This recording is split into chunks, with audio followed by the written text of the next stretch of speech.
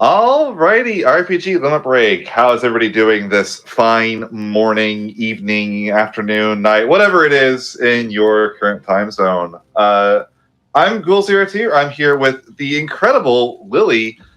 We're going to be showcasing some Persona 3 Reload for a random encounter today. So if you're unfamiliar with random encounters and what they are, we get to take some games that might be a bit tricky to fit in the marathon for length or any other kind of reason. Persona 3 falls under multiple buckets on there, but it's a game that like a lot of people have a lot of fondness for and really enjoy, myself included. I love, especially like the original Persona 3. Haven't had a chance to play Reload. I'm really excited to kind of get a good glimpse at what all is in this thanks to our incredible speedrunner. But we're going to Lillie is going to walk us through all the little facets of what speedrunning Persona 3 Reload is like so that, maybe later on you want to check out a stream, see how they're going. Maybe you catch, a Persona speedrunning marathon VOD or something like that, which are all on our Limit Break YouTube. But should be a great time. I'm really looking forward to this. Should be a great, Lillie, why don't you go ahead and take it away? What do you have for us to start with here? All right, hello everyone. I am actually going to be starting off with one of the biggest little parts of the run that actually makes it possible. This right here actually takes place in the Hermit fights. One of the big things I am going to show off really quickly is the level I am starting off Hermit at. If you can see, I am currently at level 31, which is kind of a bit lower on the level side. Fighting Hermit, I believe it's in the 40s for its level. And basically, we are going to be using a fun little trick here, which is actually does come into being one of the key factors of the run, which I am just going to hop on right on in. Yes. Which, one of the big things about this run and why it's kind of done the way we do have it is the fact about EXP scaling. So basically, the game has a very fun way in which EXP is actually handed out in just a moment. Handed out, and because of that, we set up the run in a very specific way to where we're basically going to be jumping up to level 53. So I am actually just going to come in and kind of show off the fight.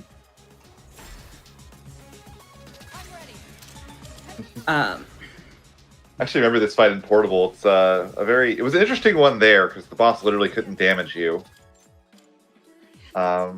Curious to see what's different here. So 3 Reload, 2024 is a banger year for video games, wasn't it? Yes, it was. Considering this and Metaphor on top of everything else, but even just for Atlas. Oh, and I am actually going to restart this because I used the wrong move here. Oh, geez. Oh no. I am going to quickly just let my... I believe I have Orpheus on here just in case I did something wrong. Yes, I do.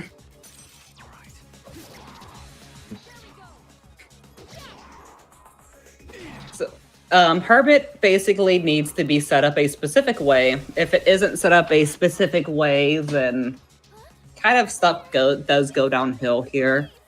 One of the biggest changes compared to the 3 as well as 3 Portable is fusion spells no longer exist, and they're all tied into this new mechanic called Theurgy, which basically gives each party member a special ability that they can do. And with Makoto being the wild card, the one that can control multiple personas, he of course gets every single Theurgy possible.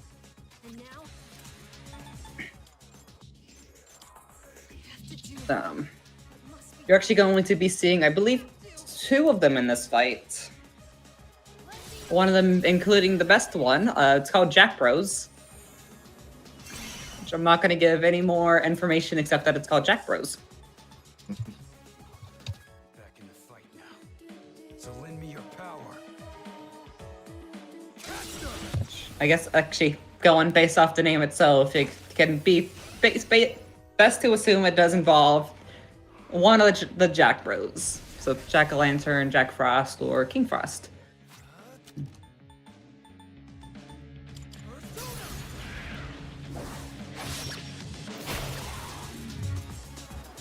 So here, basically, the kind of like the big part of the fight is just going to be managing your HP while making sure that you have reflux going off on everybody.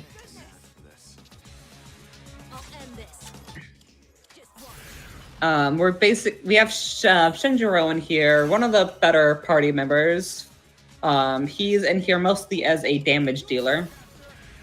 Oh my god.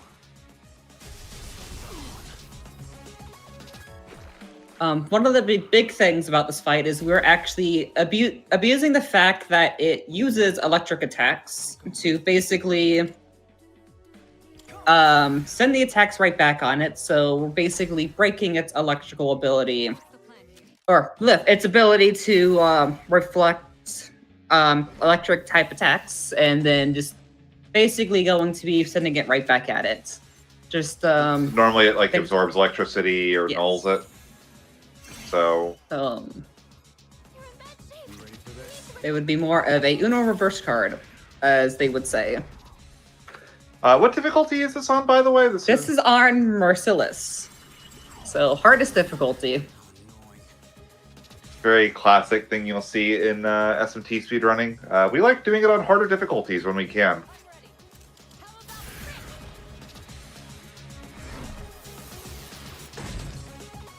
And coming in from the peanut gallery with a question on that, is that because it increases damage, or the damage you deal, or what is the mechanical reason for doing the harder difficulties? Is it just for fun?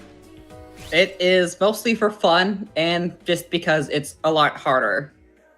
Yeah, so historically what it'll do is it'll affect the amount of damage you take and the amount of damage you deal. At least on previous games, it was like hard mode, you would do 80% damage and take 120%. Don't know if that's changed for Reload. I'm not as familiar with this one. But yeah, it's just kind of a tradition that's stuck. People like to run games on the harder difficulties. This is what people played them on casually. And it leads to a lot of really interesting and cool boss traps when you do that a lot sometimes. So it's kind of just like been a thing the community sticks with for a lot of runs.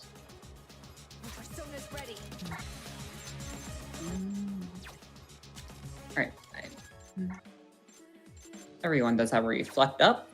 So kind of like right here, the big thing is we're basically going to be reflecting all the damage back.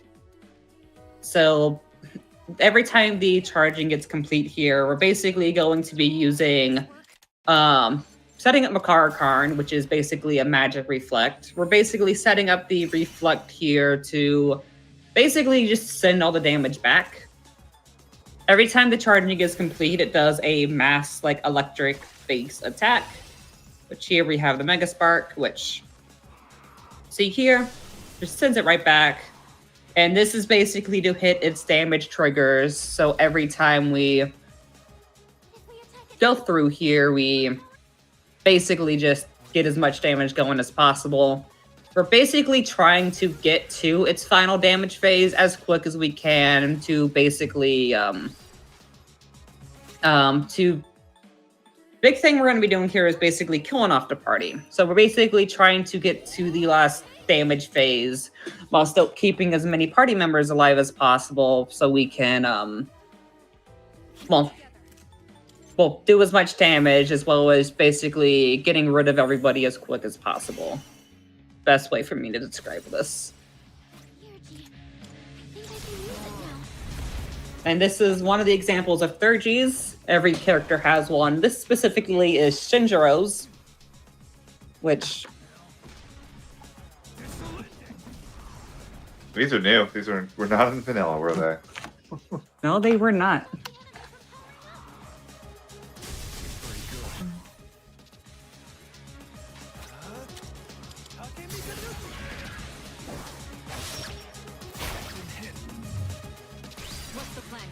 And basically, Makoto is basically really only here as a character to just basically get off tiny bits of damage, as well as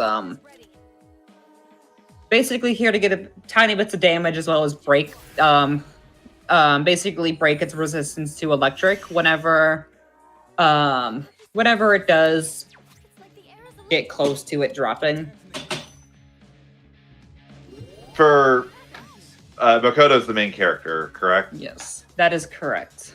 Yeah, I believe that's from the anime originally. The lovely thing of Persona main characters' names coming from the anime, but the anime for Persona 3 came out so late that people have a lot of different headcanon names at this point for the main character.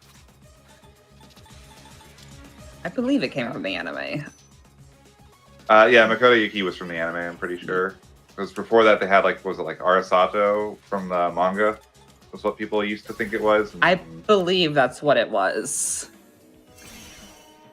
So we're actually coming up to the end of the fight here, which basically we're trying to get to its final little charging state.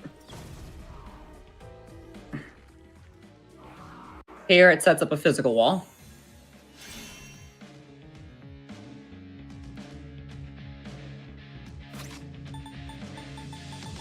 Here we go.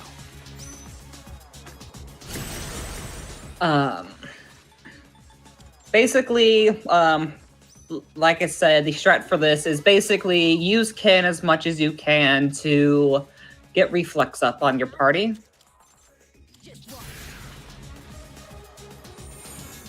Which kind of where we're at right now is we are basically setting up to where everybody's going to have a reflect on them.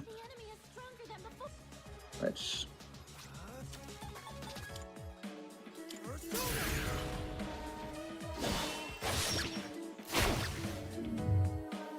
I'll hit them where it hurts.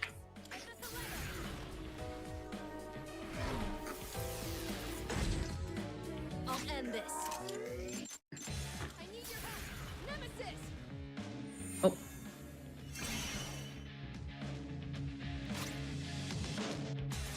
This right here is kind of like the big final one, which does drop everything back on it. This basically gets to accelerated charging, which is its final fun little phase. So basically, from here on out, the strat is going to be to drop. Basically, we're going to get Makoto up to full health, or main character, as well as basically then just making sure everybody else, make sure everyone else falls. Thanks. I am going to try and get a bit more damage on Shinji here. Just having... He does have a Endure on him. Alright.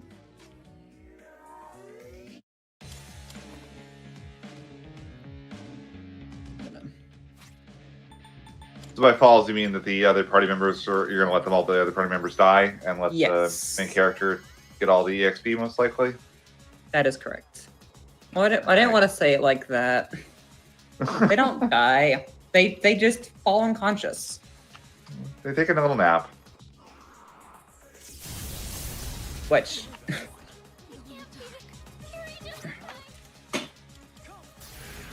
I was looking at my wrong turn, it looks like. Shouldn't matter. At this point, should have one more charge going out, then...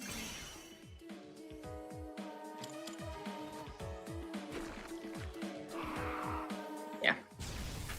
Oh, I completely messed that one up. Oh, Or jeez. as somebody...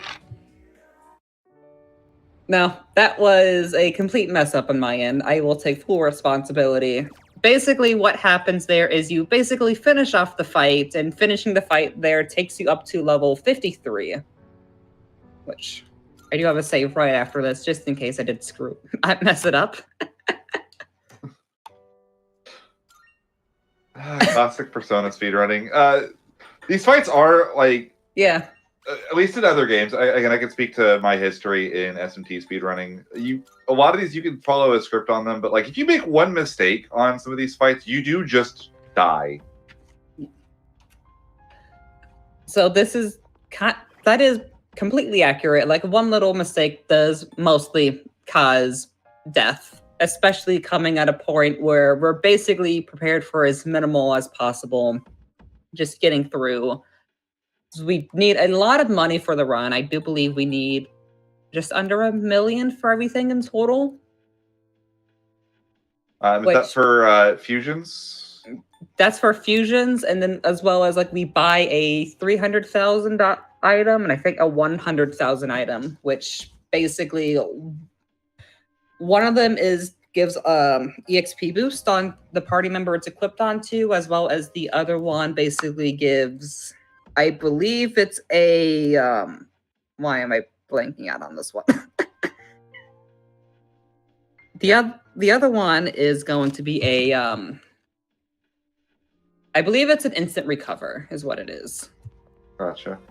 Yeah, see, slingshot up to level 53, which is pretty ludicrous for this point in the game, right? So completely, see, like kind of like 53 with 3,000, and basically the entire beginning of the run is mostly setting up for this point. So basically, like going through, like you have to be level 53 ending off Hermit, and setting this up properly is that the fight before it is called Chariot Justice, which it's one of the ones I do not plan to show off because it's an extremely long and tedious fight, and if something can go wrong there, it will go wrong. So I am trying to avoid it with a 30-meter pole. So for reference, you are level 53 now. Yes. About what point in the run does this happen? This is like in the first third, This is within the halfway? first 4 hours. Okay, and the run itself is how long? It's about 9 hours. 9 hours? So a little bit under the halfway point. 9 hours on console, about 7.5, 8 hours on PC. And what level do you finish the run at? We finished about level 80-ish, like low 80s, I believe. It's a pretty good chunk of that. I can answer that question right there because I do not know the number on the top of my head. We finished the run at low 80, 83. All right. Yeah, a pretty good chunk of your levels in one shot then. That is correct. So we end off the previous fight on level 31. Which I'm going to show off this a bit later on, but this is kind of like one of the big extra things about the run is if you've played Persona 3, you know that climbing up Tartarus, hitting up the blocks is one of the more important parts of it. What if you chose not to explore Tartarus? You do the minimum amount of Tartarus as possible for basically half of the run. And you do everything at the very end of the run. I do apologize if there is any cat meows in the background. My cat is wanting to talk. Absolutely do not apologize for cat meows. They're entitled to their opinion about the game as well. Well, he's apparently saying he knows better about me than the game I run, so okay. I'm going to show this off a bit later, like what this climb is, but I'm going to show off one more fun little boss fight. All right. Which I...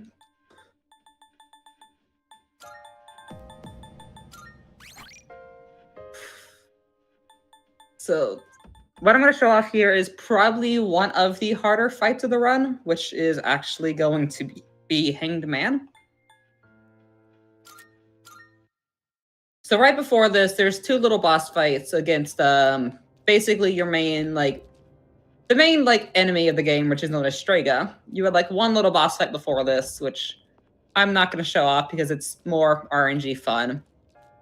But this is probably one of the harder fights. This is Hanged Man. If you played the original Persona 3, you kind of... I don't actually know what the original strat is on the top of my head. Maybe Ghost can answer this question. The original strat of Hanged Man? Yes. I do not remember. It has been so long since I've done a run of Portable. I used to run Portable way back in the day, but it has been a long time. Yes. I do remember this fight being hard for what it's worth, but that's like the only thing I remember about the fight is this vague memory of struggling with it. Just a second, I have like a whole set of notes for what I'm showcasing. I'm just trying to make sure everything's in the right spot for the notes. Yeah. All right. So this is basically what the Hanged Man fight is going to be. And yeah, this is just a showcase to show kind of what some boss fights and kind of the general strategies for running, what speedrunning Persona 3 Reload looks like. So you can go from this and watch another run and of it, or a full run and kind of have some fun with it. No. So one of the things we do set up here is we have, in Persona runs, there's always mostly going to be like a persona that we just use for like if our main persona can't do anything, as well as mostly having buffs. So like this one basically gives us our accuracy, evasion, our crit rate, our attack boosting, basically stuff like that. While we have our main little damage dealer, this one isn't fully set up since this is still like right after you fuse them, but this is just as much crit as we possibly can is basically what we're going for. So the strat for this, turn 1 here, we use the best move in the game, Scarlet Havoc. So, and this is basically what we set up for the entire run, is that move right there. Because it, with the way that the game is made, Slash is basically the strongest possible move possible. And so basically we set up to basically have a pure Slash-based setup. And that 3G in particular basically nullifies any sort of resistance. So if a character just happens to, let's just say, or I mean, if enemy just happens to like null Slash or null any sort of physical, reflect it, it goes right through it. It still does the damage. So basically, it takes your slash damage and turns it into almighty damage. Yes. While still giving up all the boosts that you would get for Slash. So, for anybody that hasn't played an SMT or a Persona, there's a lot of different types of attacks. And actually, Persona 3 is kind of infamous for having 3 different types of physical attacks. There's Slash, Stab, and Strike, on top of also having 6 different elemental attacks in Fire, Ice, Wind, Lightning, Light, and Dark. So Lillie has picked what is the most effective one for a majority of the run, which is physical, and or Slash, which having the way of getting through matters a lot for specific bosses. That is correct. On top of also, I'm assuming the fact it looks like it's AoE, which is another bonus. So that one in particular, that 3G is AoE. AoE does eventually become useless once we get into the final like set of bosses, since I think the final Tartarus Guardian is 1 enemy. Then the final 3 bosses you fight are all like 1 character each. So basically go AoE is the big thing, but AoE does eventually fall off while still being extremely overpowered. So one of the big things as well is that since we are using a physical-based attack as our main thing, we're also basically relying on the fact that we get crits. Okay. So basically, we're basically trying to get as many crits as we can. If we don't get a crit here, it kind of like makes it to where we do kind of have to rework our strategy a bit. Kind of like, I'm very bad at describing this. Basically, improvising until we can get the attack off again. So, Hangman, we've got these little statues on the bottom that we need to take out, it looks like, to get the main boss to actually be vulnerable. That is correct. The whole gimmick of Hanged is that he will spawn 3 statues. Each statue is weak to a different element. One's Pierce, one's Slash, one's Wind for these first 2 sets. Once it comes up to the final one, I do not believe it has a weakness, but it's also one we're basically trying to get through as quick as we can, since it's a very scary fight. Since it does have Megidola, which Megidola at this point will kill any party member for just breathing. Is my best way of describing this. I made a promise.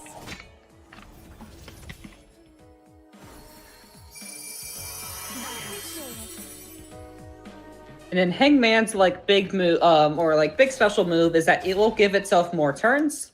So it'll basically try to do as much damage as it can, as quickly as it can. So for example, it's going to God's Hand, just do physical damage, which is kind of why we try to get up a mirror here. And then it's going to charge up. I believe it charges up for a Megidolon next turn, is what it charges up for.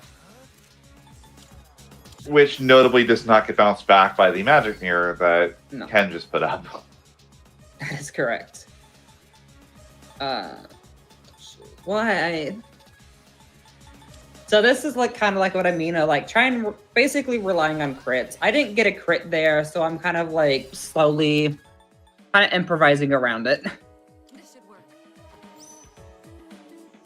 Which, we do have a magic like reflect up here, so it isn't too scary. But well, that's what I mean. It does try to go for a charged Megidolon, Commission. which that's what happens when Megidolon exists. What to do? And there's the crit I was looking for earlier. Right on time.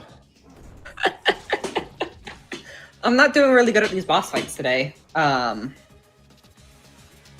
all right. You can blame me. I'm distracting you.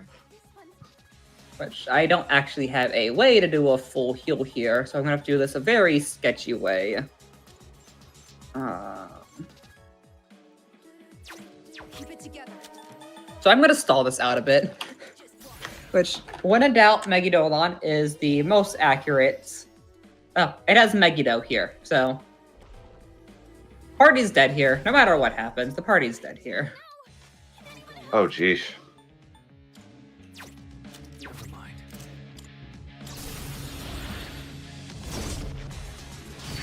Which means I'm going to have to rely on survival.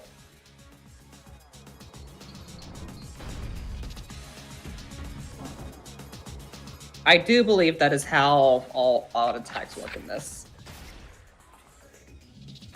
So I'm not really doing good at showcasing these bosses today. I'm going to mess something up, or the game basically decides to say, we're not dealing with this.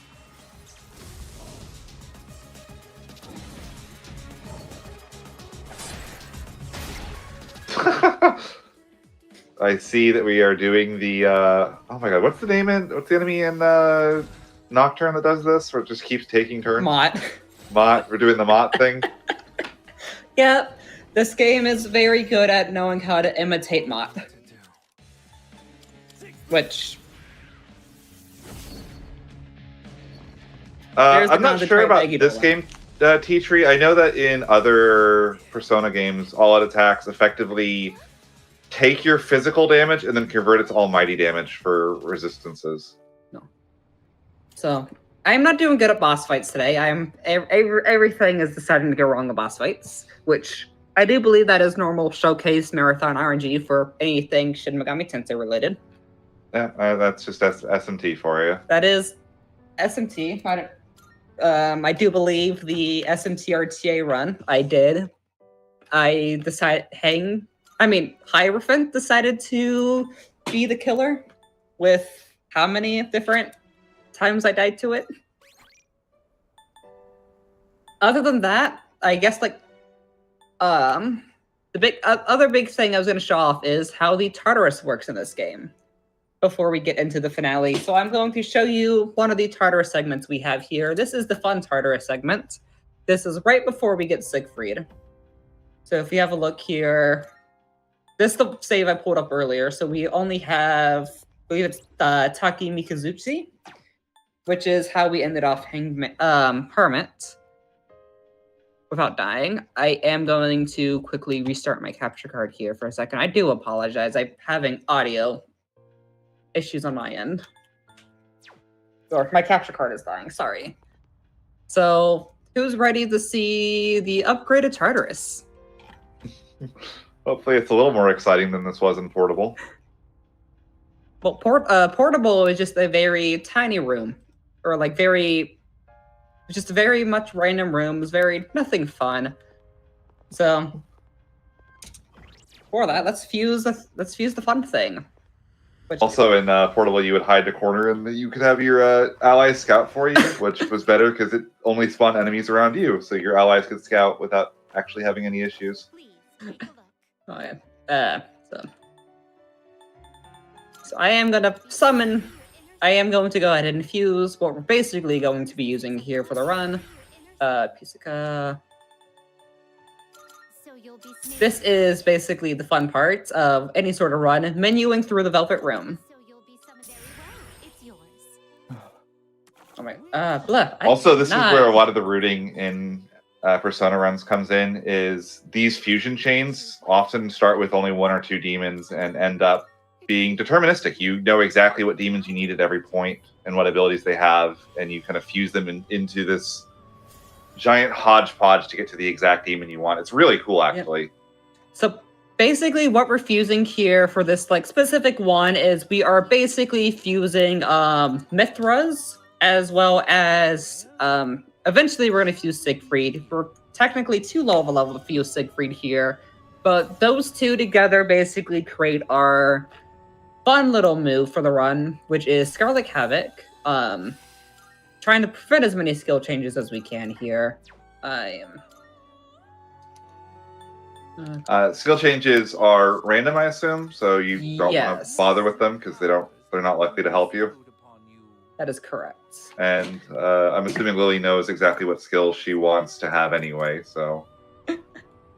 Well, hopefully, the big thing here is we're basically fusing Auto Tarukaja, Auto Sukukaja, which is basically our attack, our boost, and our I cannot English today. Our attack boost as well as our I cannot English today.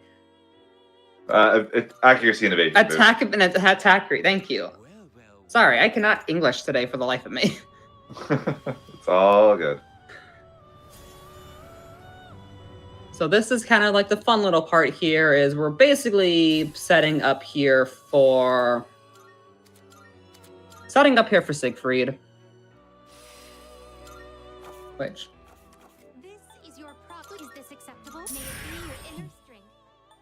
which can't So you see, really we be just used Persona- away the Yatagarasu and we're rebuying it back here. It's just like totally Yes. normal for Persona This- fusion chains. Is this acceptable? May it be your inner strength. Buddy, it's totally not normal here. What are you talking about? It's Not normal casually, very normal if you're speedrunner. It seems well. at this point, literally, this is actually believed the last set of fusions for the run as well. So basically fusing up here. I cannot.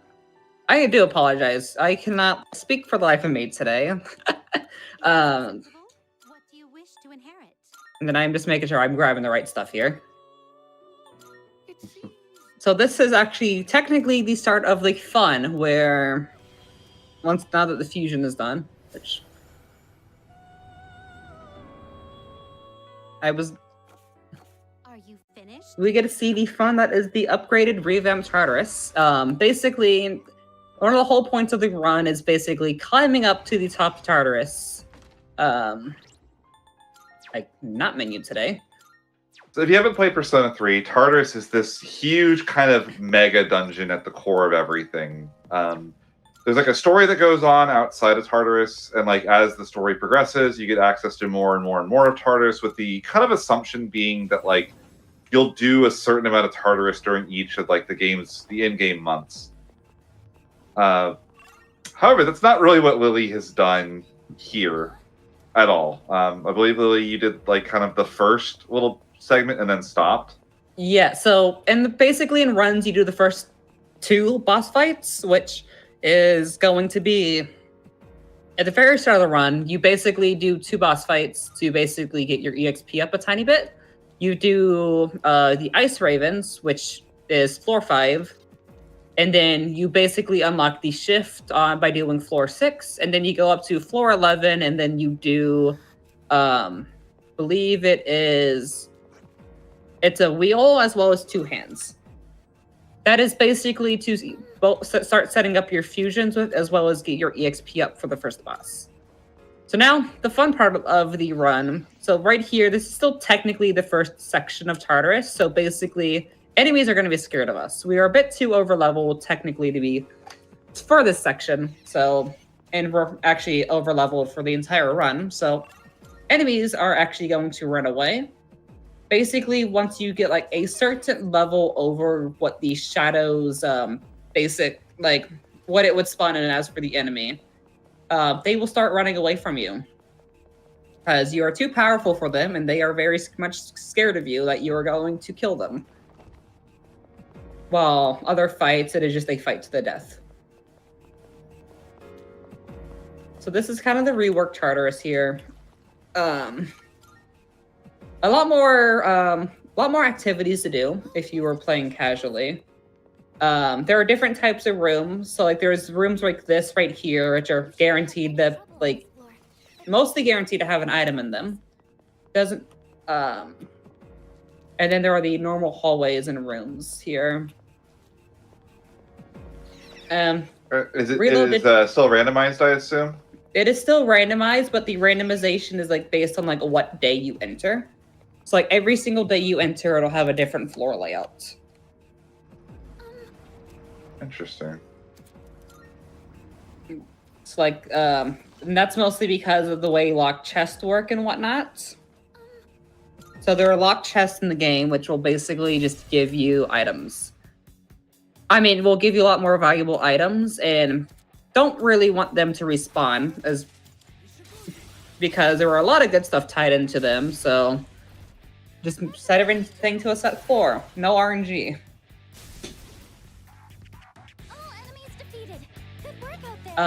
It is still technically random on the day you do enter the floor. I mean, the day you enter, it will like be a random layout every single time. But from that point onward, if you just re-enter the floor, it is just going to be a standard floor layout. Or like the same floor layout as what you entered it on originally. And this is kind of the fun little part of Tartarus, is just kind of climbing up to the top. There are 264 floors. I'm not going to show off this entire segment. I'll probably show off the first 3 blocks. Just like give like a little difference of like how Tartarus changes over time. Let's see.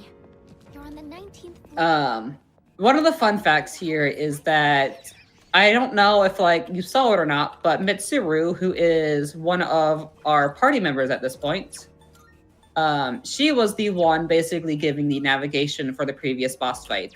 Instead of, we have Fuka here, who is like the game's main like navigator, who has mostly abilities to, passive abilities to help you basically progress in fights and whatnot, fights and throughout the dungeon.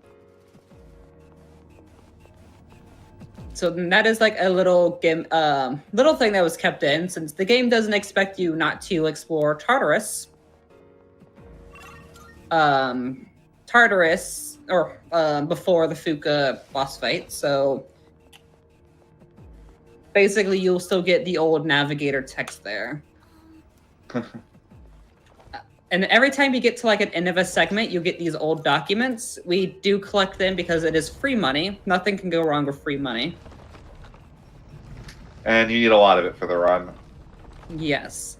And then basically each of these little segments are blocked off by a full moon boss fight. So every time you go through a full moon, a new section of Tartarus will open up right afterwards. You'll normally get a little phone call saying, hey, there's been a change to Tartarus. You should go check it out. By our wonderful, wonderful assistants in the Velvet Room, which is our big way of fusing and creating new demons, personas for our journey. So this is the... sorry, go ahead. Oh, no, go right ahead. Go ahead. No, I will let you say it first. I'm trying to think of how I'm going to word this. Okay. I was just going to say, so obviously Persona games are also known for kind of all the social elements and the social links. How much do you really engage with that in the speedrun? Yes. Not very much, right? No, not much at all.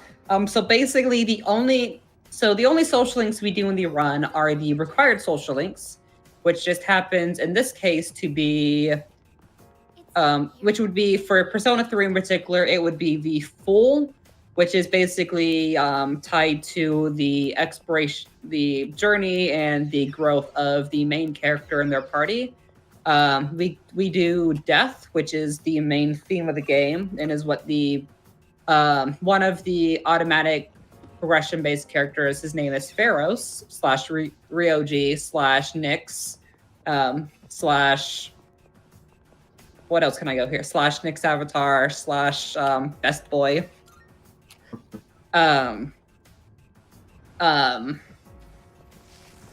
He's basically the main antagonist or main main ally throughout the game, basically telling you, hey, there's something's about to happen. Just make sure you're ready for it.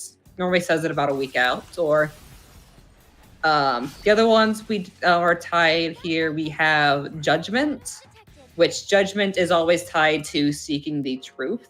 So this game in particular, it is reaching the top of the final block of Tartarus. So basically, it'll rank up as you climb through Tartarus, like the last 20-ish floors.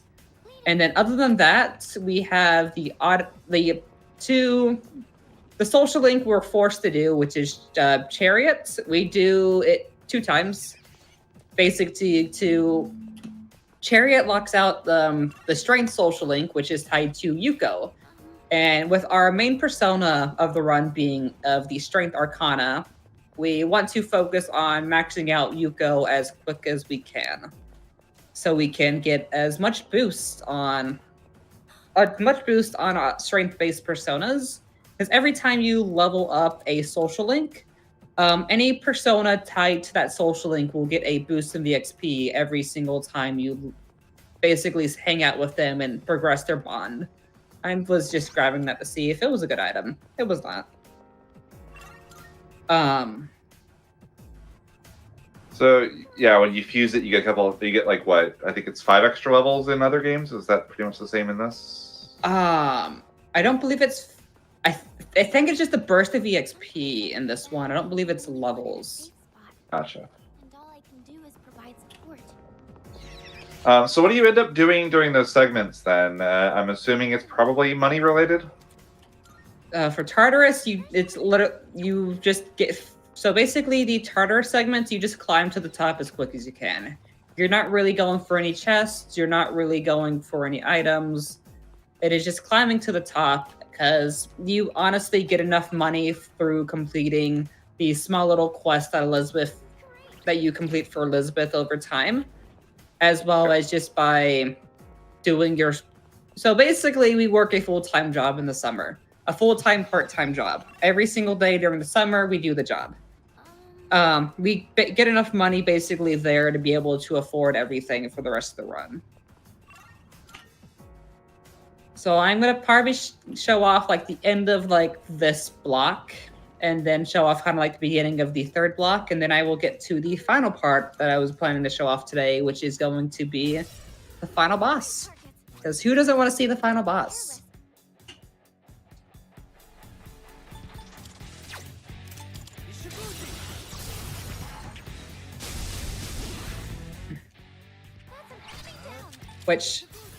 So if you've played Persona or played Persona 3, you would know each of these guardians has its own little challenge, little difficulty tied to it.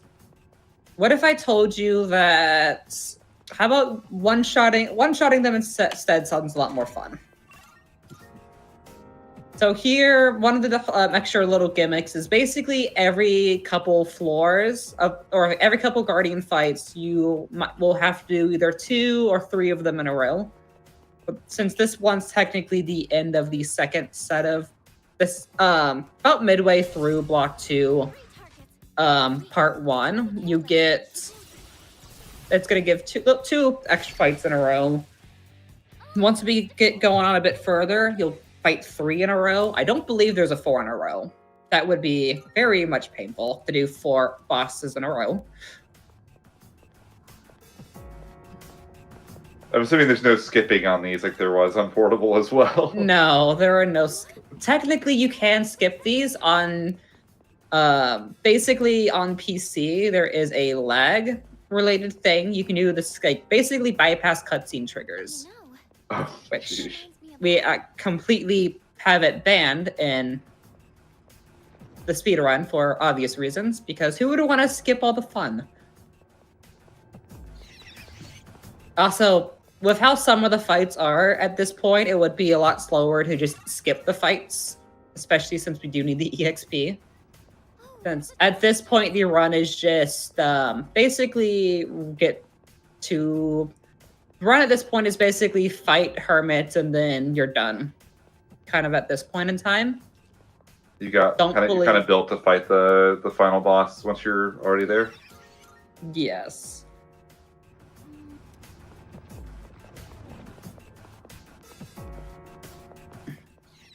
So this is like fun little so basically every single block of Tartarus, there are 6 blocks in total. They all have different designs on them for anyone new to Persona 3. The first one, so Tartarus is technically what your school looks like during the dark hour, which is the main little story plot of the game. That's what block 1 is still based on your school. Once you start going into block 2 through block 6, it'll start, every single design will change. I don't know what this one is actually supposed to be based off of. Block 3 is all Gearworks. Block 4 looks more like a palace type of deal, like a royal palace. Block 5 is all chroma key. And block 6, it's kind of like basically the best way to describe it is like reaching like heaven, for like, since it's all like mostly its themes are all like mostly related to the color white. Also, I decided get the worst possible RNG here.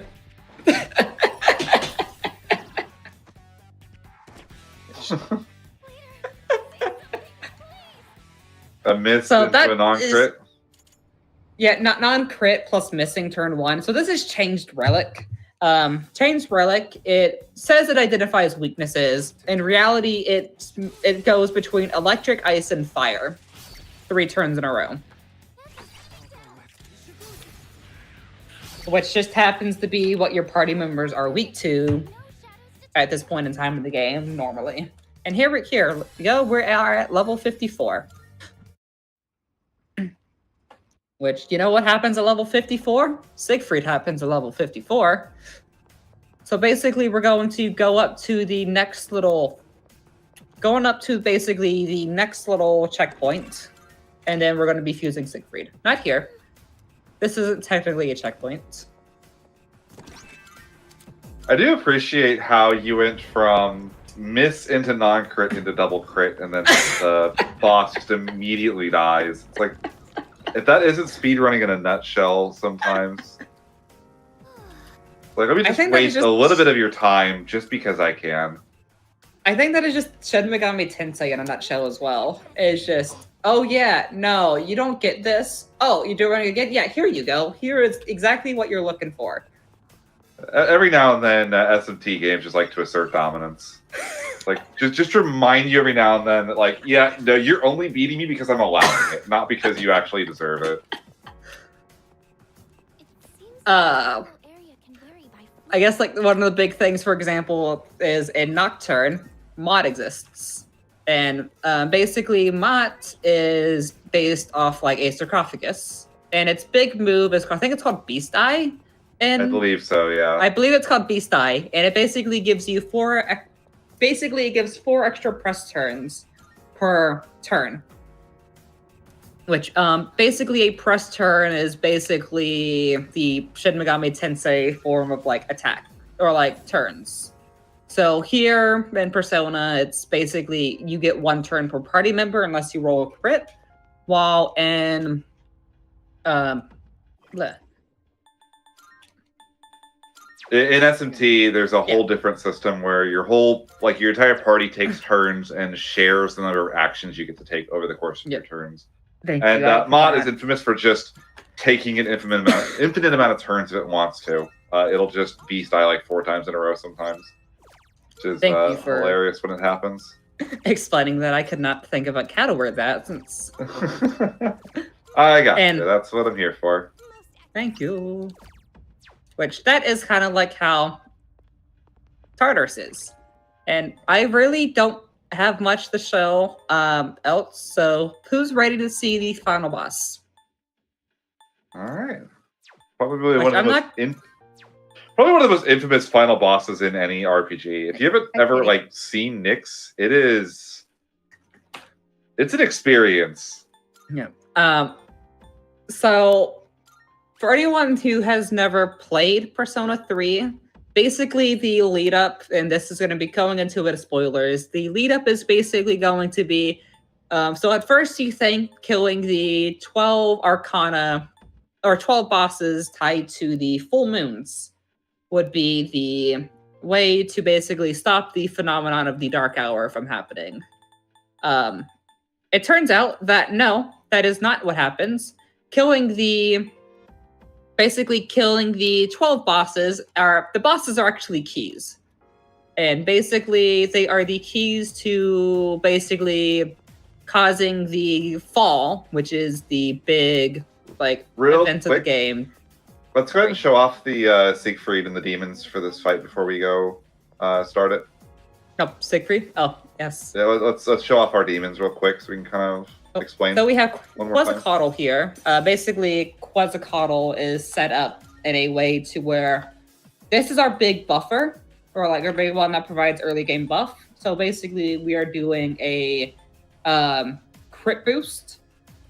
We have crit boost, attack boost, and then as well as a accuracy boost. And these apply And for then- the first 3 turns of the Yes. fight, as long as you start with Quetzalcoatl equipped.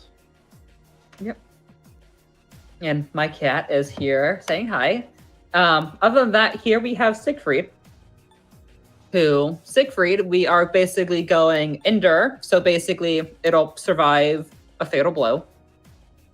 Charge, which doubles its next physical attack. Single target boost, which, boosts single target attacks. Then, since our big gimmick of the game is basically going to be related to slash attacks, we have slash boost and slash amp, which gives a plus 75% boost to slash attacks. Crit rate amp, which I believe is, I think that's still 50% add-on for crit attacks, I believe is what that one is. And then I'm pupil, not sure on that one. But and then out pupil, which doubles the chance of basically dealing a critical hit. So we're basically, I think it's 150% is what our multiplier is for crits at this point in time. Plus Rebellion, which I don't know what the stats are for Rebellion. yeah, and notably, the slash amp and slash boost do stack. It's a mistake a lot of players new to Persona and SMT will make, because they won't realize those actually do stack on top of each other. And then other big thing is Quetzalcoatl here. Basically, we have its agility up to 65, which basically is high enough to where it will outspeed everybody going into the end of the game. As well as then Siegfried here is primarily boosted on strength and endurance. Strength basically, since we're basically doing a physical build, we want strength to be as high as possible. And then our agility. Our endurance, so we basically tank as much damage as we can. Then we have Orpheus and Inagami, just in case something goes wrong and we need to die.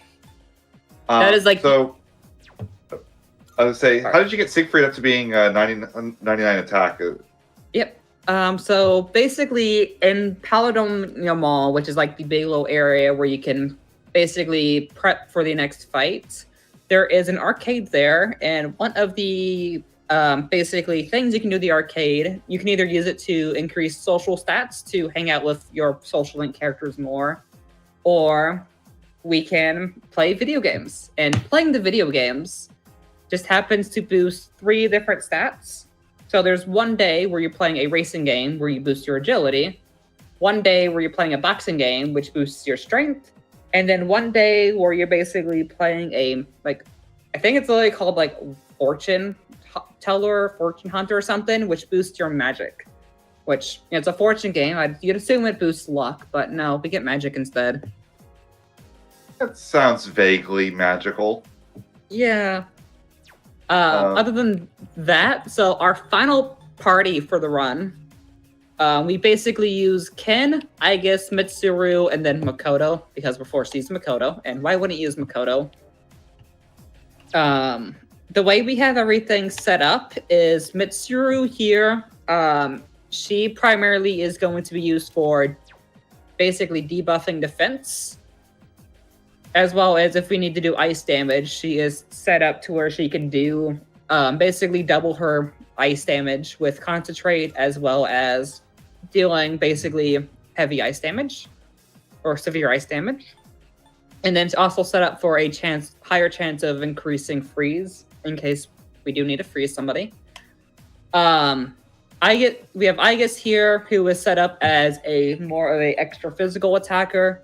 Once we finish off these two little extra fights here, we do get resist physical, which will go over myriad arrows here. I believe it goes over myriad arrows, which that'll basically make it to where physical damage is now useless on her. I am trying to talk as best I can here. I do have a cat on top of my lap now. Other than that, and then we have Ken here. Ken here, basically, as you can see, he is used as a healer. So we have basically full party heal, we have a revive, and then we have a moderate HP heal. And then coming up after this next fight, we'll get Heat Riser, which will basically be, it increases attack, defense, accuracy, and evasion for one party member. Heat Riser is like one of the best skills in any S&T game. Like the earlier you get it, the better usually.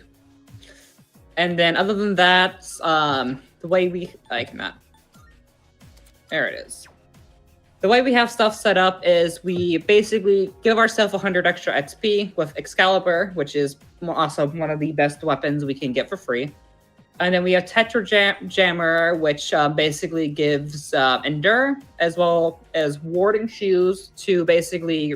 So there, one of Siegfried's biggest weaknesses is that it is weak to dark type attacks. And the next two bosses just happen to have Mudo skills, or like Ega, or how do you pronounce that? I cannot pronounce that for the life of me. Ega, I think Ega, it's pronounced. yeah, Ega. Which those are all dark-based attacks, which are Siegfried's weakness. So basically, we're trying to prevent as many. Basically, we're trying to prevent being insta-killed by any sort of dark attacks. And then we have the instance box here, which basically prevents us from being stalled out if we get frozen, we get paralyzed, or something like that. And then for everybody else, we have SP heal, we have fire resist for the first 3 turns, and then we have null ailments. So basically, Mitsuru cannot be inflicted by any sort of like paralyzed, freeze. I think poison's still technically part of that. And then Aigis here, we have basically Pierce Boost, as well as, and then App Pupil. So Aigis has a higher critical chance rate.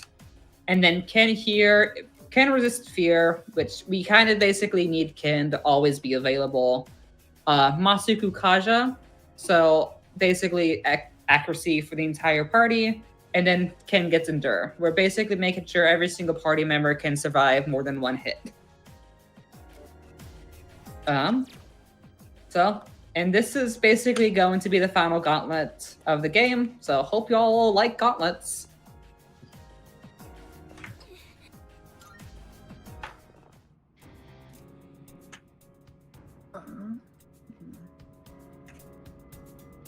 Just give me just 1 second.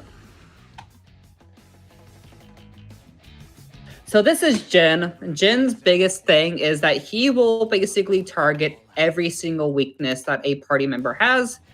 He knows your weaknesses, he will use them against you. He has every single possible attack that can hit a weakness.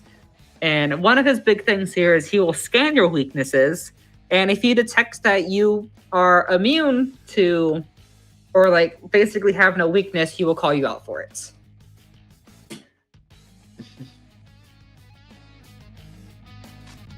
What to do?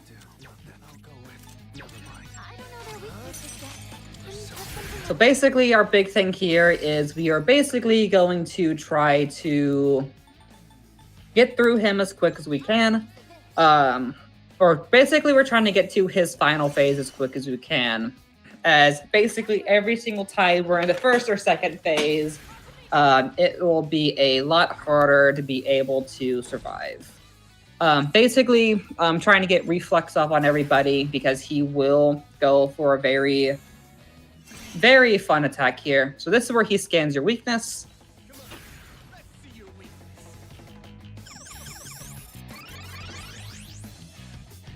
Give it up already. And then he'll go try to attack weakness. I'll go with.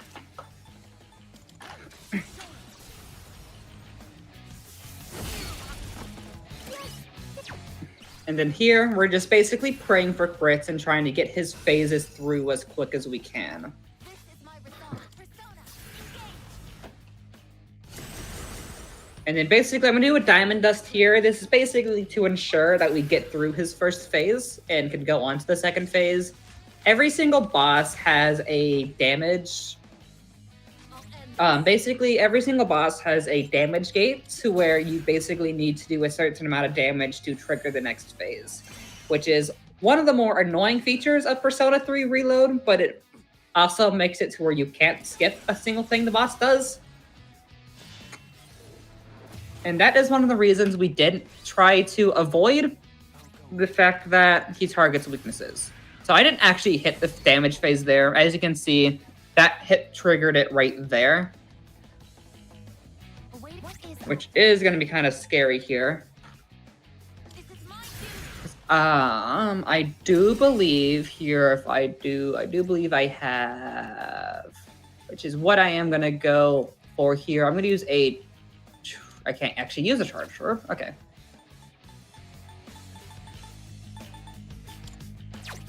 What's the plan here? All right, so this is going to be more of an improv here since I didn't actually hit the trigger. I thought I hit the trigger. And then I am going to make sure MC has a Makara Karn. Okay, should be actually fine.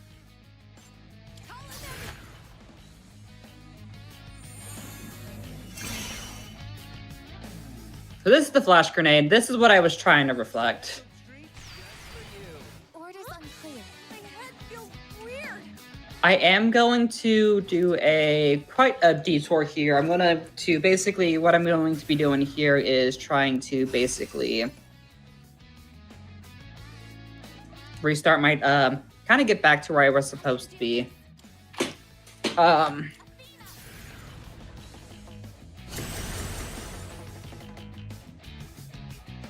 I'm going to use a Yaba chocolate here to null out stats.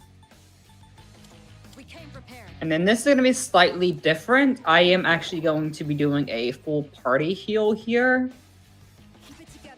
just for safety. Now.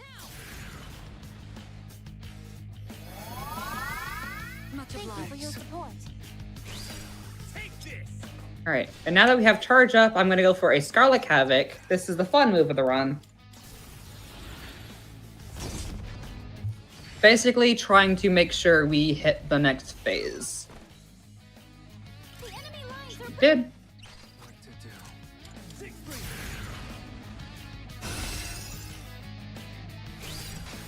This is my resolve. It is And I'm going to do a Maraku Kaja here. And this is basically where I am going to be setting stuff back.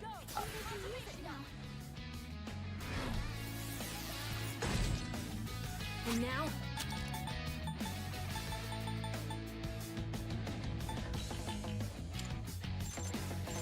Just watch.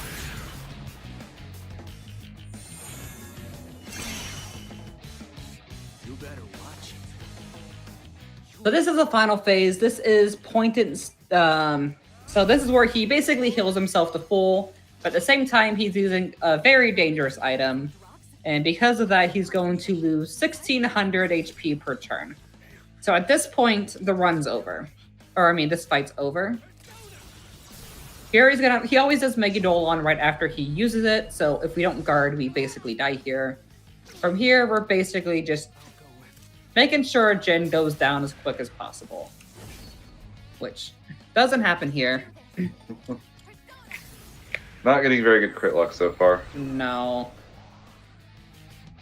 What's the plan here?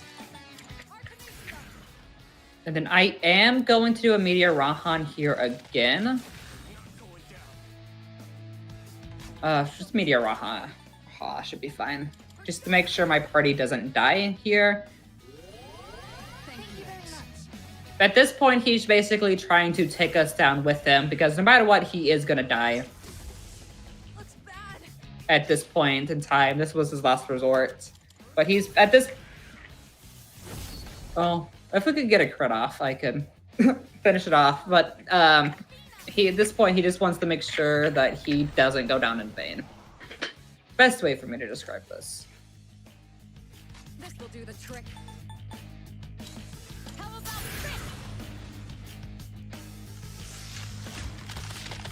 I believe Ken should actually kill him here. I'm not gonna risk it, though. And this. I'm not gonna risk it. And now,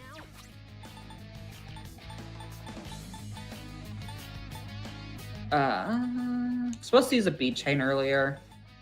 Yeah. I am going to keep the bead chain for the final boss, though, so I am honestly just going to use will this work? heal here. Call it heavy. I am not The going optics to of be safety. doing the super boss. I was going to be showing it off during this time, but I did get a corrupted save on my laptop. So I can't show off the super boss, unfortunately. And then he decides to enough of Dakaja. He's at exactly 1 HP, so I can just slash him with a sword. I do appreciate how out of spite he's like, I'm going to take your buffs before I go, even though I'm only going to have 1 health left at the end. Yep. I have learned a new skill. So here we get resist physical. As well as we get Heat Riser here, which the 2 moves we were hoping for this entire time.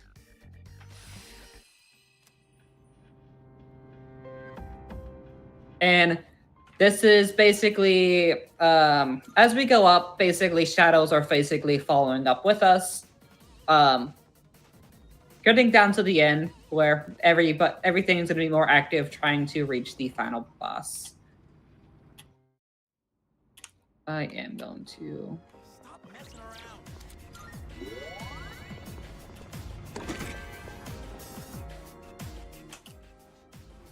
There's no And one of the biggest parts of the run is basically Fuka now has a move which explores the entire reaches of Tartarus all at once.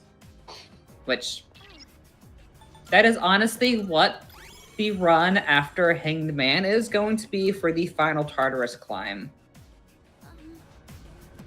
So, basically, part of the run is basically going to be getting as much SP as we can. Then I am gonna heal everybody's SP here. Just honestly. Alright, and this is going to be Takaya. Oh. That's new. That's pretty neat, though. Having Fuka be able to just scan the whole floor for you. This is one of the fights that honestly, in my opinion, it's harder than Nyx, because if stuff can go wrong, it will go wrong here.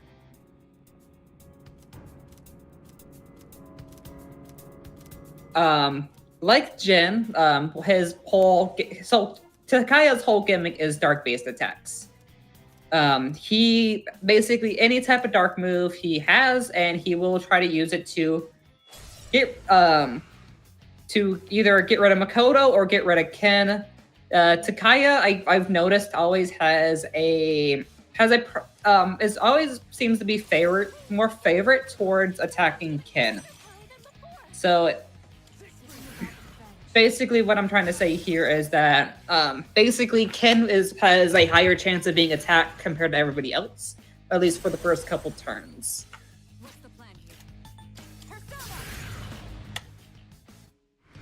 And then kind of at the same time here, we are basically making sure our two characters that will die to dark-based attacks survive his dark-based attacks. I'm going to say this, and he's going to attack Makoto. I'm going to call it right here. No, he attacked Ken. What to do? Amadoon is an instant kill if it hits, by the way. That's just what the spell has always done. Yes. I do believe in this like practice save play, I like 1 or 2 homunculi just in case. I did get hit by it, which homunculi basically negates the insta kill attack. Go! Artemisia! Or well, if the insta kill is supposed to proc, or if it does proc, it basically prevents the party member from actually dying. Most of my party does have some sort of endure on it, so if it was supposed to die, I most likely wouldn't die. One of Takaya's big thing is soul drain. Once you get into phase 2, he will always soul drain Makoto. Which there was a dark insta kill there, as you see. Which goodbye, Ken. Goodbye, Ken. Oh no! Amada-kun!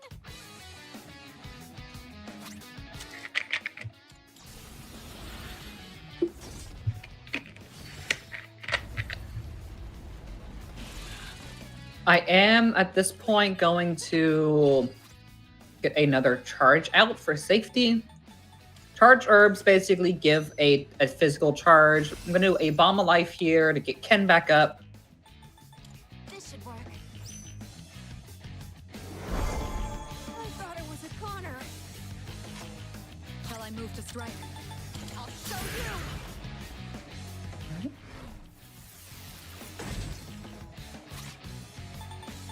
And then a chewing soul, which do not have any of those. So we get Precious Egg instead. Gonna use this. We're just trying to heal up MC's SP here. Here's a Megadolon. Hope you all like Megadolon, because it's my best friend. Severe damage. Multiple team members are out of commission.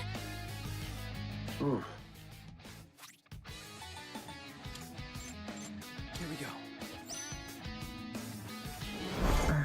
This time for sure. So I was supposed to use Ken's Sturgy here, which definitely isn't going to happen for obvious reasons.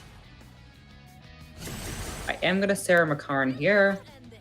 This point is kind of like trying to survive. I won't let you. Here's another soul drain. It doesn't really matter on this part. Alright. What to do? At this point, I am going to do a party heal here. Love that.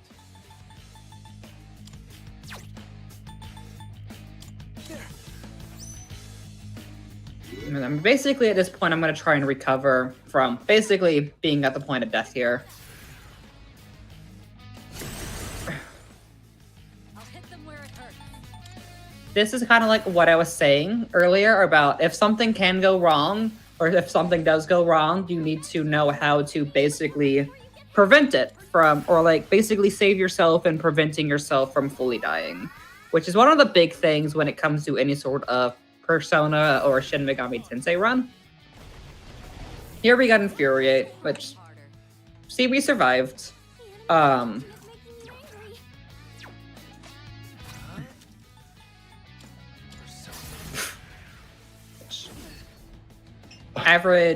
angry. Average Persona right here. Basically dodging the attack that needs to hit.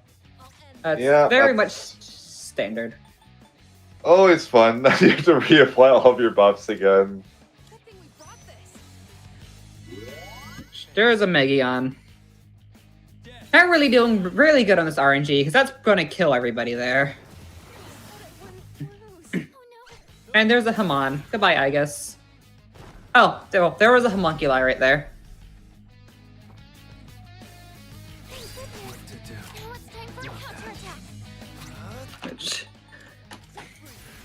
So basically something that was supposed to happen here, which isn't going to happen, and definitely not because there is no way for me to save Ken at this point. Ken is basically dead. If I did want to use this safe file to fight Nyx, which it probably isn't going to happen, I am going to have to basically get through the fight at this point.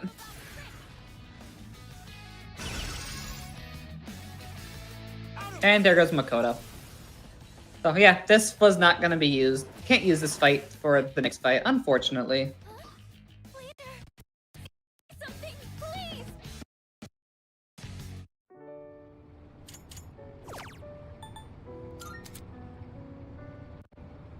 We're Hey. not having any luck today, are we? No. So that fight was literally just everything did go wrong there. Got to The final miss, second. especially, I imagine, was probably the nail in the coffin. Yes. All right. That happens. So- That's SMT. Not really doing good. My luck is not really happening today. All right. Well, guess it's time for Nyx instead. So this is going to be the final boss fights, which I'm gonna be nice.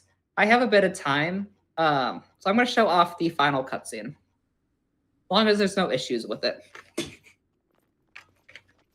Probably aren't any. If you haven't seen this game, obviously, or if you haven't seen Persona 3, major spoilers, obviously, but also you're in for a treat. This is one of the wildest final bosses. It almost like reads like a parody of a final boss when you first hear about it.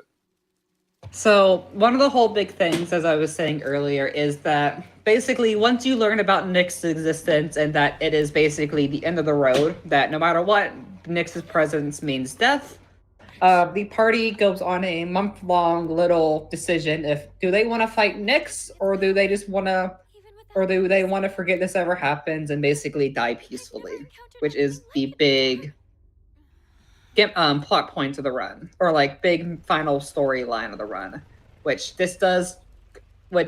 everyone does agree that they want to fight and try to prevent the world from ending.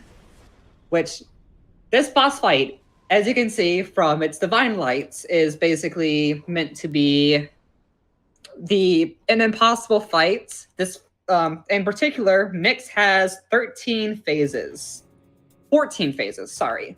One for each of the major arcana, going up from full to death.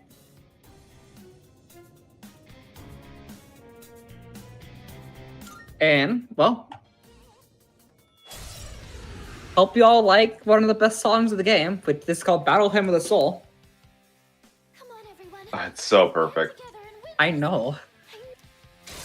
I know. Basically, they took a motif from the Velvet Room, which is where you do all of your fusing, and they made it into the final boss scene. It's Yeah. so cool. So basically, the first phase there was full. Basically, it's more of a time for you to set up if you need to set up. Here we have Magician.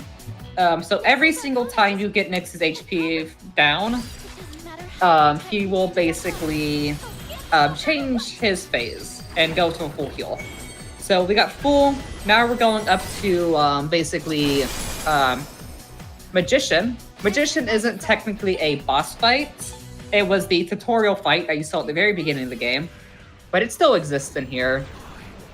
Every single phase has a different gimmick. This one in particular is fire-based attacks, and we have Mitsuru. Mitsuru's biggest weakness is fire, so we gotta make sure Mitsuru survives. Because it first turns and is gonna be Miragi dying, which that would kill Mitsuru here if it did hit. What to do? And every one of these phases has different weaknesses and different attacks that they like to use.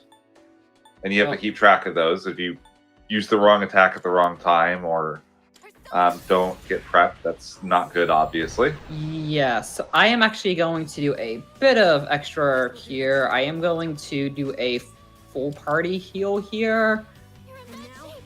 We need to recover before I am supposed to use a bead chain, but I'd rather do a full party heal for safety here. Thank you. Especially there's an Agidine. I am guarding with Mitsuru just in case. So the whole big thing as well is every single phase, you're hoping to get a crit. So you're basically hoping for 14 crits in a row. Here we're going into Priestess. Priestess's main ability is going to be ice-related attacks, which isn't too much of a worry here. So kind of what we're going to be doing is basically setting up... I cannot...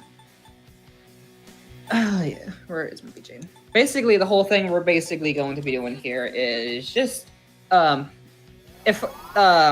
just guarding with, or putting a reflect on Ken, so that just in case... So Ken doesn't die here. Here's Ice Storm, which you see the two main party members got frozen here. So normally that would be scary.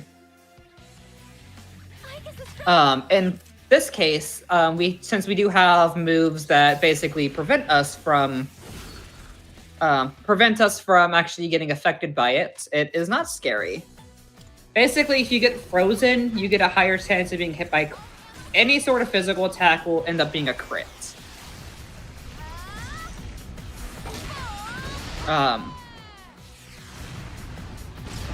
So here we're going up into Empress, which I am actually going to be doing this a very specific way here just for safety because Makoto's HP is so low here.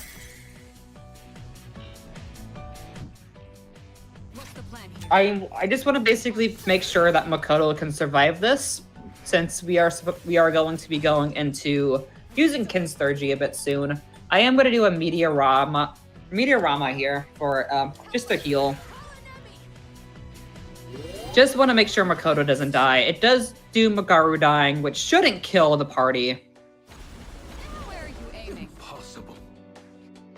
What to And then more hoping for crits. Never getting crits. Average luck with Persona. If you want a crit, you can never get a crit. I'm ready. Persona!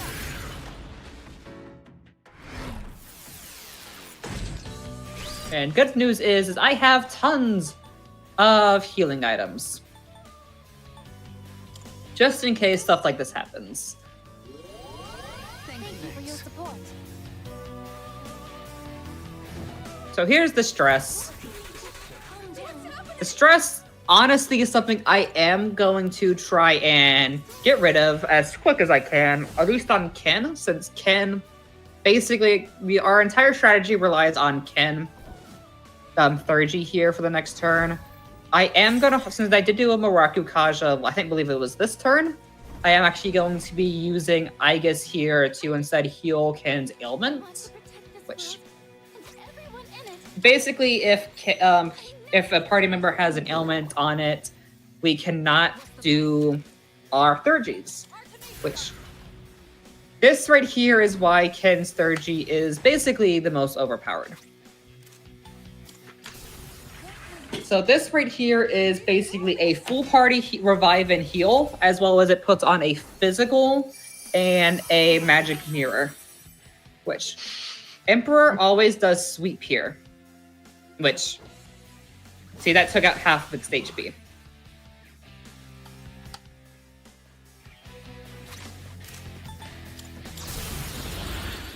And because this phase resists physical, we actually do have to use Havoc here to be able to get through it. So here we got Hierophant. Hierophant is a fun boss fight. It primarily uses, I believe it's Fear and physical-based attacks. And as the fight goes on, Nyx slightly more gets more and more prepared for the final fight. Be defeated. We will survive this. By beating you. Alright.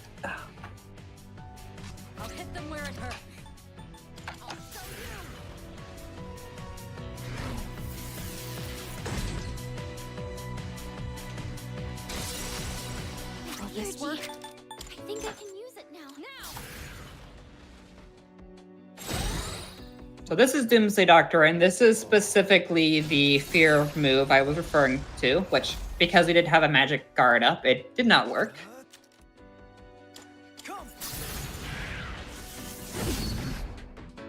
This is my resolve. This is my doom. And there are my crits. So with the crits there, I am going to do a slightly different strat here, because I did actually prepare just in case I did have to go an extra turn. Next, just change it to the lover's type. Do Oracle here, which this should give a, I believe it's going to be a Mind Charge Concentrate. No, I got a Heat Riser here, which is kind of unfortunate. I am going to go Raccoonda here.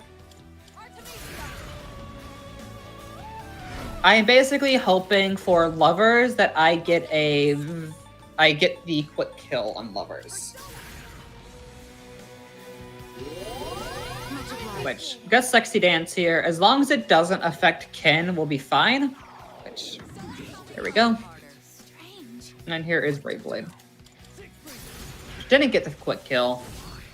I don't have to worry too much now, since this next move it does use is Heartbreaker, Persona, engage. which doesn't really do anything if you aren't actually being affected by I'm ready. any sort of, well, it does do damage, but it doesn't actually like really do much effect if you're not actually currently immobilized by love.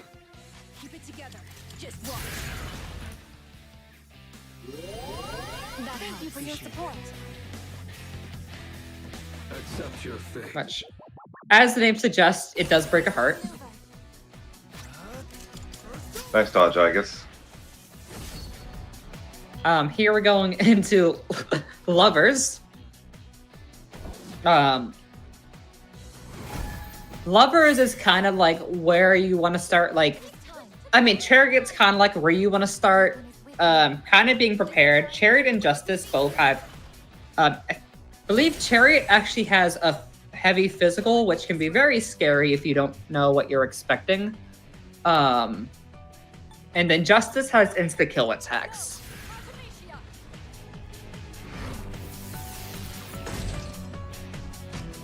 Here's Deathbound, hoping Deathbound doesn't kill, which it doesn't. Accept it. If it did kill, I would have a way around it. Here, I'm basically doing a Brave Blade to kind of like proc, or like charge my third G. I am actually going. Don't really fully have to worry here too much. I am actually going to, just to be safe, I am going to put up another Maraku Kaja. Just because I am charging 3Gs kind of while I'm doing this at the same time. This will do the trick. Persona. Do believe I get Ken's 3G here. Hopefully I did enough damage. I did not get enough turns off for Ken for a 3G. So I do have to go through one more phase of this. This is more now going to be prepping for that. Here is a Heat Wave.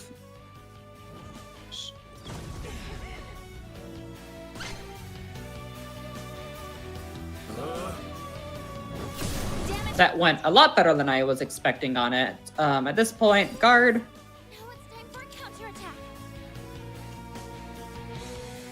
I can do Big thing for Aegis is kind of like making sure you keep Mataru Kaja and Maraku Kaja up. I do have a concentrate currently on Mitsuru, so right here we actually are going to be using Divine Intervention and just preparing for the next phase. give them all strength. Much obliged. Your support. And this is like kind of the point now where Havoc does become very much needed, since Chariot does null any sort of physical attack.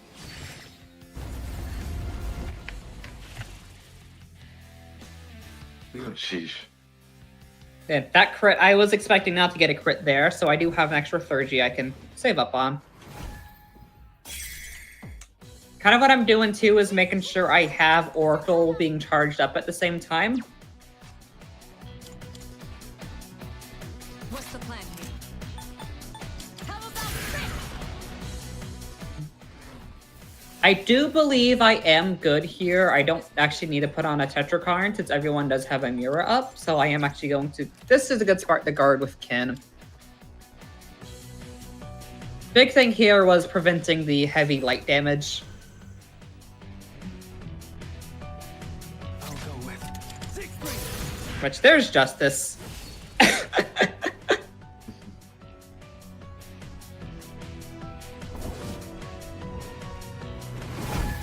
So now we're going into Hermit, which is the fun part. Basically, I need to try and make sure I set up to try and kill Hermit turn 2. If I do not kill Hermit turn 2, I must set up to basically prevent... if I don't kill Hermit on this turn 2, I need to set up to prevent a party insta-kill. Which is currently what I am setting up for. I'll use this. Appreciate it. And now? Now! So here it's gonna high voltage current, which it is Mitsuru. Nice. So if I don't get the crit here, I need to basically set up for Tetra Spark, which you gotta see what I gotta do here. Summoning. Athena, engage! So this turn, Hermit will always use Tetra Spark, This will do the trick. which is basically the high voltage move we saw a bit earlier on, but a lot more amplified because it's the final boss. And I am specifically putting this on Makoto, because if I do not put this on Makoto, I will die.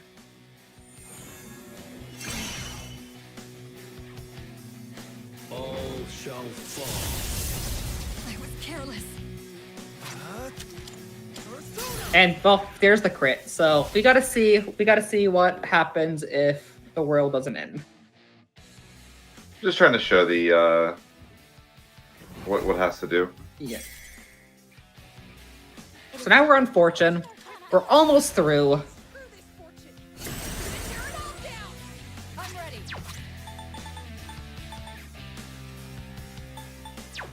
This will do the trick. Artemisia! Hamada is building momentum. So nobody has a magic mirror up, which is kind of scary. But I do not actually have any more magic, any way else to put magic on. It is, I think, Magaru dying is what it uses. Nope, it uses Inferno, which that does kill Mitsuru. Goodbye, Mitsuru. It can't be. Kirito-senpai! A hit. I'll go with 6-3. So here now we have strength.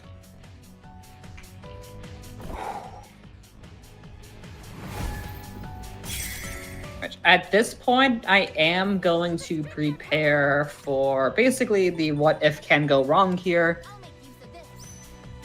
Which Thanks. Shall I move to strike? How about crit? I am going to set up an Oracle because I do believe I am nowhere near Oracle. So basically, me scanning here is basically trying to get get Fuka's Thurgy up as quick as I can.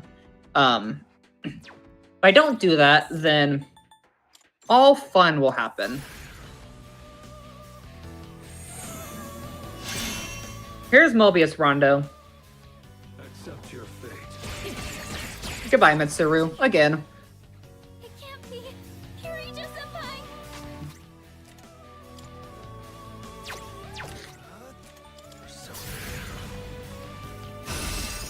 I do believe here I am going to have to do a bead chain here.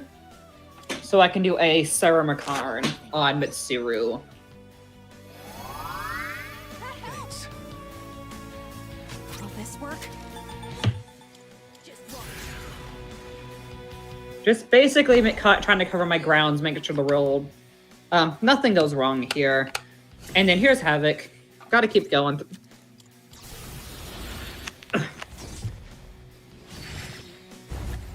So here we're coming up to Hang, which the best way to describe this will be Mott 2.0. That's about the most horrifying description I think I've ever heard.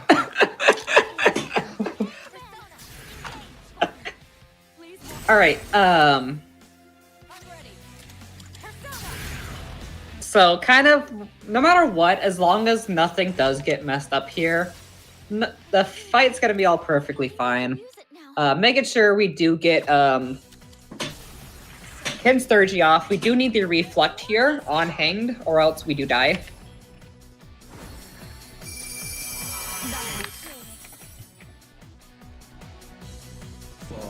Hi, Mott.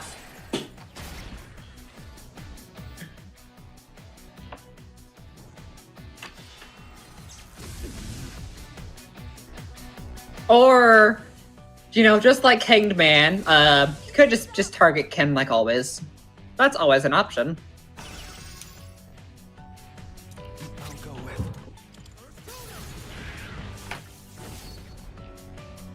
I can do this. Also, the perfectly timed miss, as always. Always. I'll hit them where it hurts. I'm assuming this is very below average luck on accuracy, Yes, by the very way. much below below average, which is why I'm trying to. I'm gonna have to concentrate here. I'll show you. Keep it together. Sorry, I am like trying to figure this out now at this point, just to keep myself alive. Thank you very much. Ha! Ha ha ha ha ha ha! Megadolan! Megadolan! Nothing's yet. To do.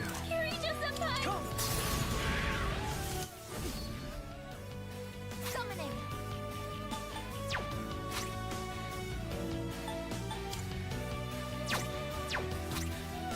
I am going to have to do a Soma here at this point in time. So I can revive Mitsuru again. I was trying to hold off with the Soma until last phase, but at this point I do have to use that Soma here. Not really getting good luck. Hey look, more press turns. Who doesn't love press turns?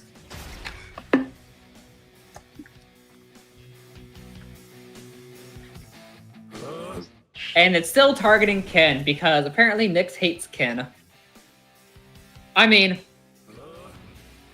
who wouldn't hate Ken? Naturally, that miss means that Nyx loses the press turn, right? Right? Alright. Beyond. So here is the final phase. This is death. At this point in time, I will be setting up for death. Making sure I have my press turn charged up. I did. Is this very?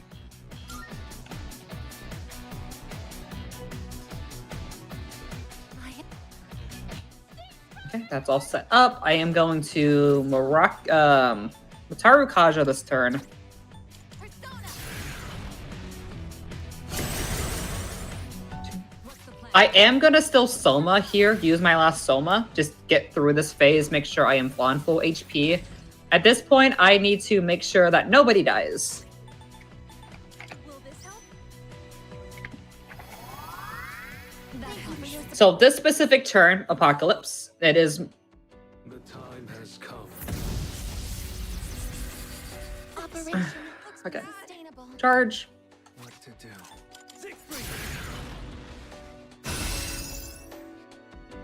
This is my resolve. Persona,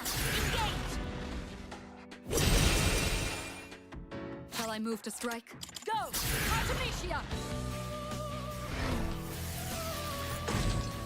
Enemy attack imminent. Basically, what I'm going to be doing here is I will be going for a one all-out attack. Thank you. Basically, trying to get as much going as I can. Here's Night Queen. Night Queen is the death version of extra press turns.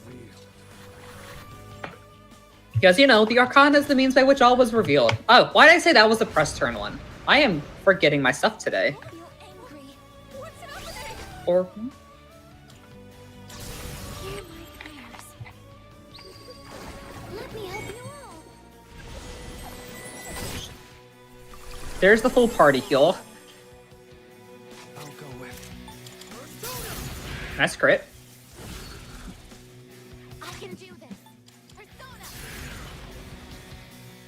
I remember in Portable, this phase had double defense and 4 times as much health as every other phase. Hey, remember that physical mirror I had up earlier? There we go. It went into use now.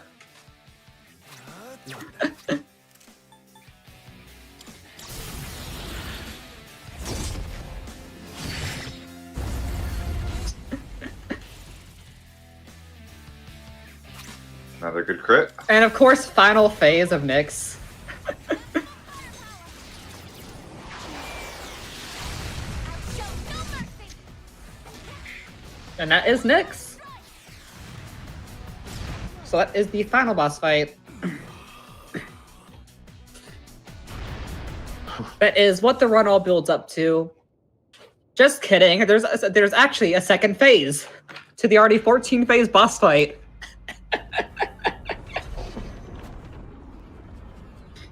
I hope you like impossible boss fights, because this next boss fight is actually impossible.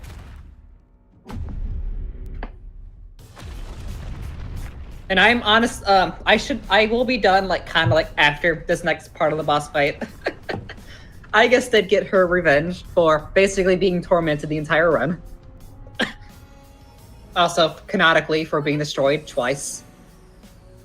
It's the moon. It kind of looks like So, Ryoji-kun's getting pulled major spoilers, but I do want to show off my favorite part of the game since I am showcasing Persona 3. to us.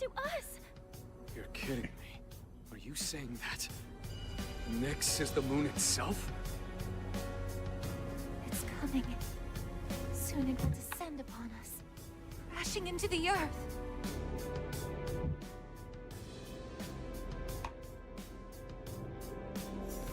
If you're wondering why the streets have a bunch of coffins, just play the game. It makes more sense there. Yeah. Hey, what's going on? What the hell is that? Wait, look up there. Is that the moon? What is going on? What is that thing? I can't get a signal. And phones don't work. Oh no. What's going on? No. Red tip on the You heard anything about this? What's going on? Holy crap! Look at the moon! Holy shit! This is amazing! One of the extra things added to this cutscene is you actually see your social links kind of around. I don't. So here, everyone just dies.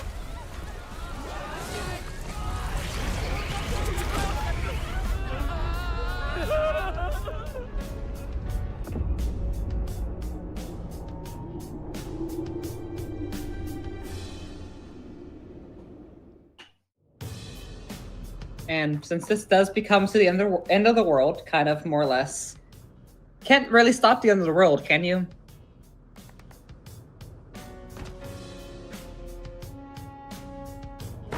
So this is coming up here is going to be the second phase of the boss fight.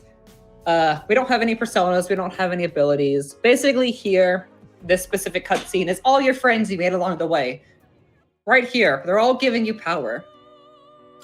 Which, oh, we only have one friend. Her name's Yuko, our girlfriend. That is the best way I can describe this cutscene is our girlfriend is giving us the strength to prevent the end of the world. I mean, fair enough. Your girlfriend, after working a full-time job to afford your nighttime activities of climbing a demon tower. So our girlfriend, we only spent 2 months with before completely forgetting she exists. We don't even spend Christmas with her.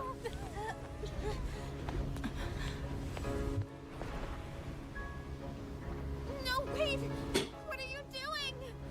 Damn it! And these are just cutscenes we don't actually get to see in the actual speedrun itself, since you can always just skip these, but these are very We've good already cutscenes. together. Kind of shows everyone's progression as a character. Why aren't you listening? Also shows everybody's dependence on the main character, which kind of flies into the plot of the second half of Persona 3's story.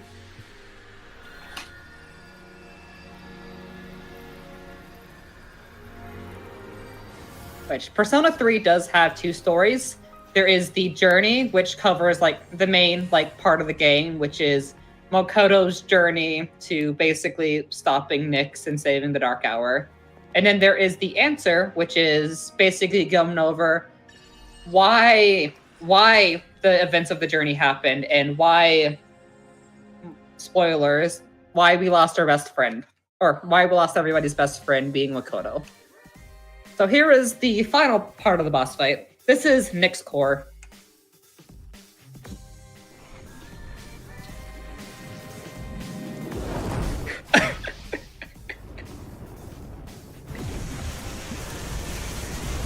Which, you see, 9,999 damage, survived on 1 HP. The power of friendship kept us alive. Don't give up. We're gonna get through this together. So there's basically, we don't have any personas at this point. Our personas have all turned into, or helped turn into, one special little move called Great Seal. Yeah, we're burning bread.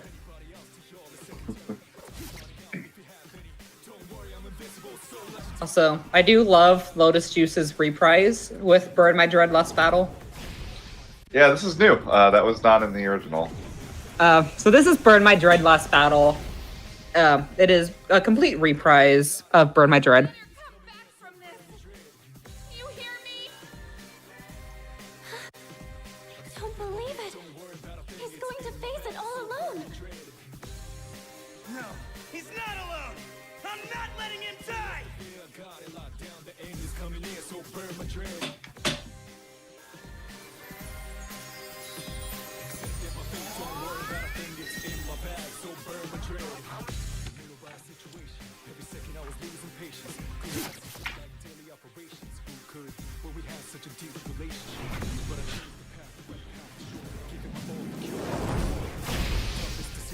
So, kind of this point is just, we can't stop this, but our friends are giving us the last bit of power we need to basically, Didn't you? basically save the world. All right, let's do this.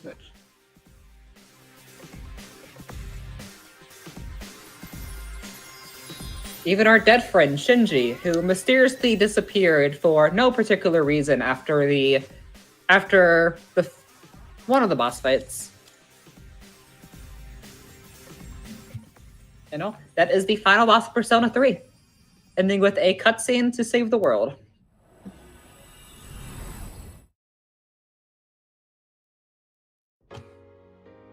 All right. Thank you so much, Lillie, for coming on and showcasing what like truly is an incredible game and an incredible series, and it's one that like I'm really happy to see get a chance to showcase on the channel. Do you have any people that you want to shout out for people that help with the run, or anything that you Yep. would want to talk about there? We end up back. So I want to give primarily a big shout out to the people that helped make this current route and help bring the run to this is. We have Dark Helfa, we have Liv, I think Moski helped with it, Tatsuya. Everyone that helped like run and create the run that we know it today. Also, basically the SMT Persona moderators for bringing our community together, just helping It's going back to normal. kind of forge Our job what is we know and love today of Shin Megami Tensei. Yeah, it really is an incredible community. I highly recommend checking it out. There's a Discord and very welcoming community if you do want to get into it.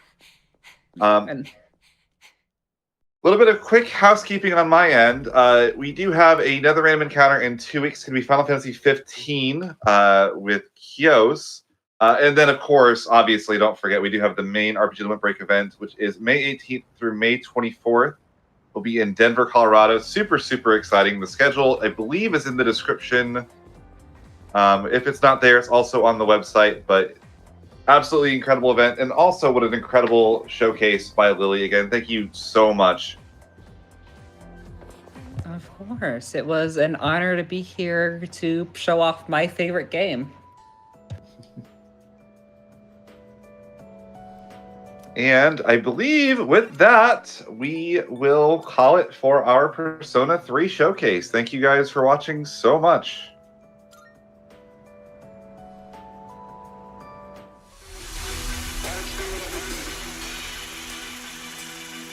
Thank you.